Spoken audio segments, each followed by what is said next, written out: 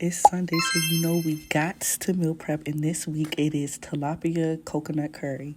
So here are the seasonings you're gonna need with some onions and garlic. Like I said, I use tilapia. This from Aldi, y'all, and I never made tilapia or had tilapia outside of like fried tilapia. So I was like, let me see what else I can do with this. So I cut it up into some nice big chunks, and then I seasoned it with these seasonings that you're seeing on the screen. Obviously, got to use curry powder. So this is what it looked like once I was finished seasoning it. I don't know why I put so many clips of the seasoned fish. Anyways, you're going to put some butter in a pan, and you're going to throw some onions in there and cook them till they nice and soften, just like this, and throw your garlic in there. I love me some big chunks of garlic. Do what you want to do, okay? Now, once you start to smell the garlic, y'all know what Food Network say.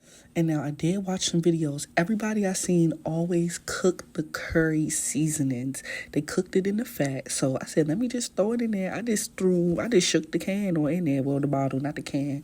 And I let that cook by itself. They said this blooms the spices.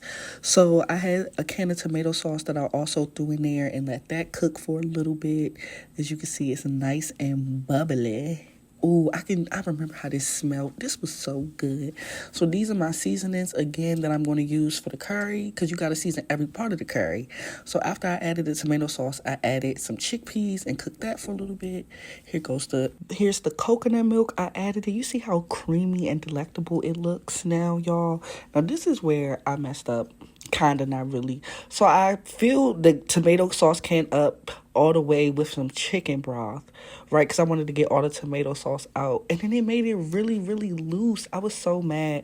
So I did have to let it cook a little bit longer so it could get thicker. So don't add as much chicken broth as I did. But y'all, I added the fish and I let it cook maybe 15-20 minutes until the fish fell apart with a fork. And this is how it came out.